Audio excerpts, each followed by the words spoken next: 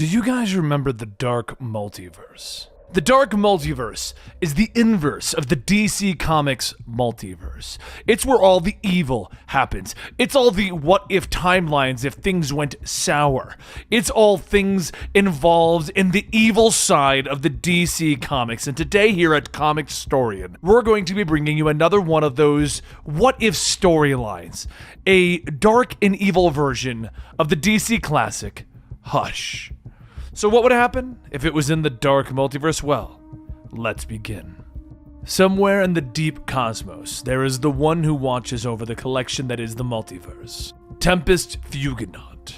But among those boundless possibilities is that of the Dark Multiverse, a grotesque reflection of the multiverse above. And within this world, Gotham. Now, in most Gothams, a child named Bruce Wayne witnesses a great injustice, and he becomes the Dark Knight of the city. Enemies rise to challenge him, including one from his own past, his oldest friend, Thomas Elliot, who grows in resentment, ambition, and malice. Thomas takes the name Hush and pits Batman's foes, even his allies, against him. But in one Gotham, Bruce Wayne and Thomas Elliot are not just friends, but something akin to brothers. In this Gotham, the Waynes are not alone that night in the alleyway. In this Gotham, the murder of Thomas and Martha Wayne is witnessed by the Elliots as well. It is they who take Bruce in, not Alfred Pennyworth, though they lack the means to help him. In the years that follow, Thomas Elliot is left to watch helplessly as his closest friend descends into madness. And that night in Park Row transforms not just Bruce and Thomas's lives, but all of Gotham forever.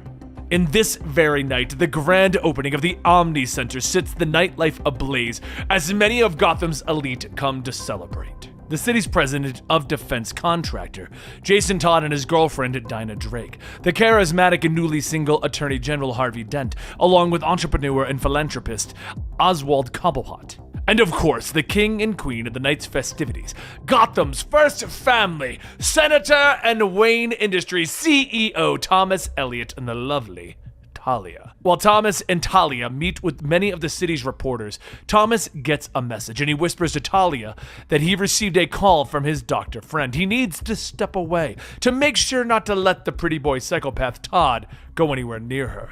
Talia then asks, does she need to remind him who put him in this position? It would be such a bother for the League of Assassins to groom another senator. As Thomas leaves, one of the reporters yells that it seems that Thomas Elliot is being called away to serve the people of Gotham. The independent city-state of Gotham never truly sleeps. In this world, Gotham is run by the elite, and many of Gotham's citizens are not happy for its independence. So a short flight later, Thomas arrives at the hospital and Dr. Crane greets him, stating that they appreciate the help with expediting the compulsory legal ritual. Thomas ignores the comment, asking when did they find out, and Crane tells him 3.5 years ago during a bed check. Gotham security forces were already there investigating other incidents. Thomas asks him what other incidents, and Crane waves it off, stating, nothing of consequence. A few problematic patients have expired in their sleep recently. Still, one of the deaths was difficult to explain. Thomas walks past the other inmates, stating that since he is the one who was almost single-handedly funding this facility, he would like to be kept more in the loop with the happenings of this place. But as the two continue, one of the inmates begins to sing. Hush, little babe, lest you call down the bloody bat of Gotham Town. He lurks above, desiring of a corpse to plant beneath the ground. As the inmate goes on, Thomas asks what is Tetch singing, and Crane sighs, telling him some tiresome little rhyme he made up about Arkham's devil. Something about Amadeus Arkham's journal during his occult obsession. He claimed to have seen a bat demon here generations ago. Thomas thinks of it for only a moment and then asks, what of the other deaths mentioned before? Did they have anything to do with? Crane opens the door to the morgue, telling him, no, be assured, Bruce Wayne's death was a simple accident. Thomas looks at Bruce's pale body on the table and he says, it's true then. Bruce is really gone. Crane gets to work on his clipboard, stating that since he is the closest next to kin, they can begin the paperwork. Thomas asks how did it happen? And without looking up, Crane tells him asphyxiation. Looks like he rolled onto his face and smothered himself in the night. As you all know, Bruce has practically been unresponsive for years. He didn't have the wit left to turn himself back over. With Bruce's passing, it would seem that someone just inherited quite the fortune. Wayne Industries is now officially yours, Mr. Elliot. He was quite an exquisite test subject. None of the others lasted as long. Thomas turns and snaps, "Dr. Crane, don't talk about our arrangement ever again." Crane tells him of course he will see himself out, so goodbyes or whatever can be said. Also, there was something of interest when we found Bruce. He was holding something, which is odd. It was never in his cell before today. Thomas looks at Bruce's hand, and inside it is a ticket. The Mark of Zorro. As Crane leaves, the janitor tells him to be careful. "Floor's slippery." Crane groans, asking if he can do that some other time instead of when people are working. And the janitor bursts out laughing, asking, "When would I mop then? 2 a.m? Folks have to think I'm one of the crazies." Just then there's a pop and the lights go out.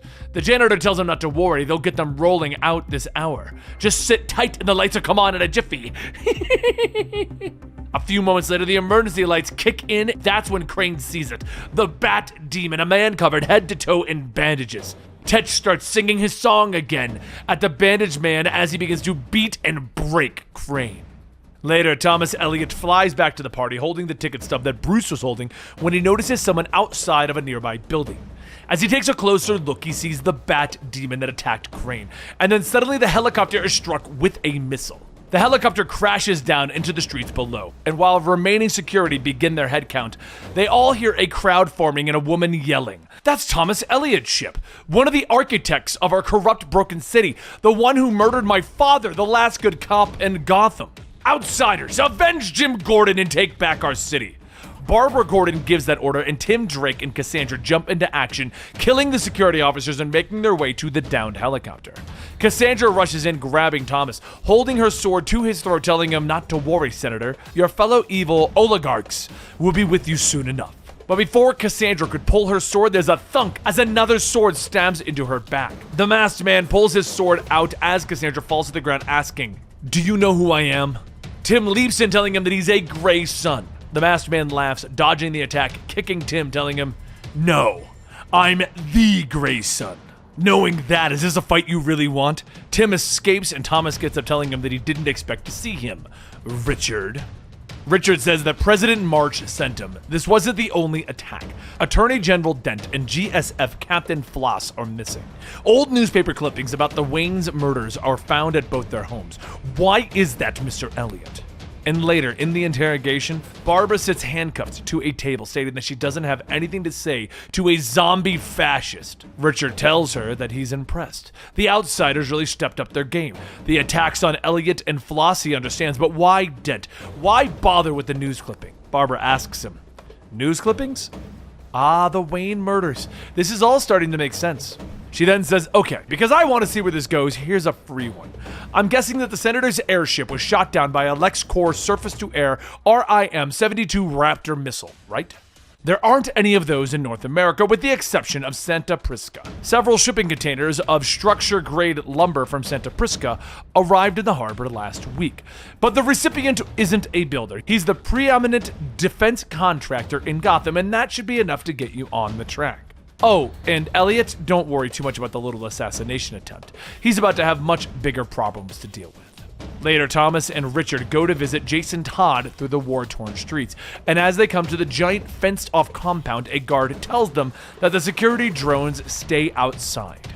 Richard says that that's not going to work. He is Richard of the Gray Sons, and he is here representing President March, and this is Senator Thomas Elliot.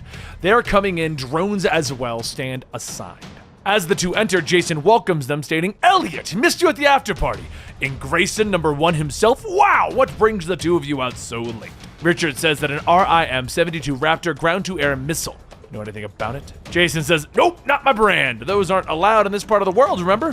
Richard then asks, is that so? Because his drones just did a radiation scan of the building and found 12 LexCorp ordnance containers 2 floors below, 12 containers with 11 missiles. Thomas then tells Jason that he wasn't at the after-party, and he's about to learn that Gotham isn't often kind to revolutionaries. All the drones then set their targets on Jason, who then presses a button on the side of his head, and the drones soon turn on their targets of Thomas and Richard.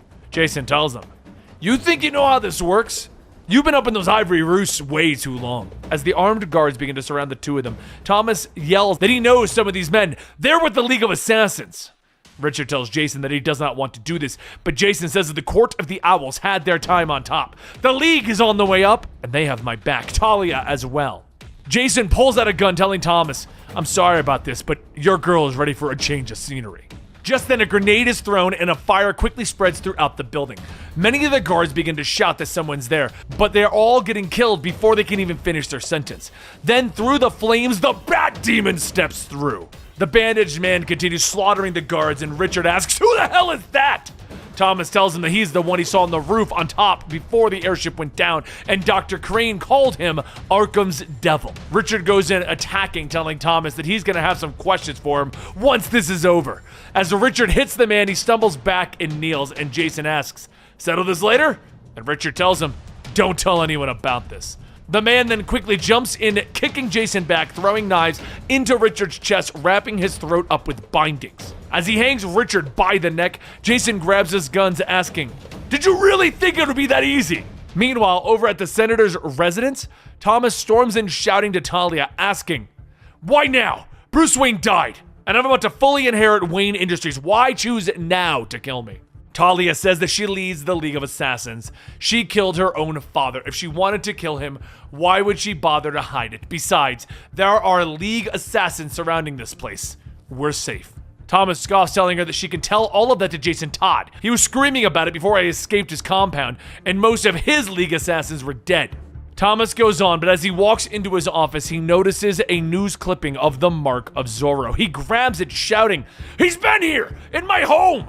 He could have been one of them for all we know. After grabbing his gun, Thomas heads over to Wayne Manor for clues, but as he opens up the large wooden doors, a voice calls out to him. A beaten and broken Richard shuffles out, asking if there's something that he should know more about the Wayne murders. Who is he? Why does that man care so much about the Waynes? Whoever he is blaming you. So what is going on? Thomas asks how did he find him, and Richard tells him because he's the head of President March's security. I've had a tracker on you all night, a bug as well. For months, President March suspected that you might be a vulnerability, that the League of Assassins might make a play for the Wayne fortune. Richard pulls out his knife, stating that the Court of the Owls has sentenced him to die. And at that moment, a pair of bandaged hands burst through the floorboards, pulling Thomas Elliot down. As Thomas opens up his eyes, he sees a man rocking back and forth, singing the same song that Tetch was singing at Arkham. Thomas gets closer, telling him that he knows him. He was Wayne's butler. When suddenly the lights turn on in the cave, revealing several hanging cages. And Alfred says that he made a mistake coming here. A terrible, terrible mistake. Thomas asks, is he the one who's been doing this? And Alfred says no, he is just a humble manservant. He serves the Waynes, nothing more. Thomas yells that the Waynes are dead, and Alfred asks, are they? Soon the Bat Demon lunges from the shadows, and as Thomas tries to shoot, the man says in a scratchy voice, I know what you did, Tommy, all those years ago. Your family driver, that you promised him to kill your own parents. And how it all went wrong. Thomas slips off the ledge, asking who is he, and as the bandaged man hangs him, he asks, who else? Everyone's dead but us. The man pulls Thomas up, throwing him to the ground, and Thomas yells, you're not Bruce! And Bruce says, I used to tell Dr. Crane how my mother said that we'd finally be given a chance to be real brothers. Dr. Crane laughed when he heard that. The idea that we were brothers! A brother who took everything! Thomas yells, you died! On that table! Bruce tells him, you weren't my only visitor that day. Alfred was always with me. So was the handyman that we planted in Arkham. Jack Napier laughed a lot. When things were set, Napier gave me the drugs and the autopsy scares. With Alfred's help, I learned what happened to my parents years ago, and Napier gave me access to the people in Arkham who could help me avenge them. Thomas begins to scoot back, telling him, we can fix this! I'm powerful now! We can make a real change here, Bruce. We can take back this city from the Owls, the mob, the League of Assassins. We can start today. And Bruce asks, day? I've forgotten what that is, and you will too. And so the world turns, and everything remains as corrupt as it once was. Being the only known person with any connection to the Waynes, Alfred inherited the Wayne fortune. Talia quickly moved up and began to get close to President March, and the key people were being taken off of the board and locked in the cave below Wayne Manor. And so is written the tragedy of Batman the Silenced, a mad, faceless apparition born of the houses of Wayne, Elliot, and Arkham. In all the worlds of the dark multiverse, few indeed are those in which Bruce Wayne does not take up the mantle of Batman. Even a lifetime locked away, tormented, broken by madness cannot prevent it. But this Batman has no Jim Gordon, or an ally, or a Robin, or the police to aid him. Only his poor, mad servants. And many lessons learned in the halls of Arkham. And that concludes the Batman Dark Multiverse Hush storyline. There's plenty more of these storylines, and I'll link a bunch of them in the comments down below. You can see alternate takes on an evil version of Batman, and we're going to be covering far more of them, including ones like the Lobo Batman and stuff like that. If you enjoy this content, please consider going to our Patreon, patreon.com/Comicstorian, and please consider giving this video a like and subscription, and hitting that comment section down below. The algorithm does not appreciate us doing short videos, and so therefore, we need your support. Please consider helping us out. Either way, thank you so much for your support, Patreons and YouTube members. Without you guys, we wouldn't exist. And on that note, I'll see you next time, dear viewers.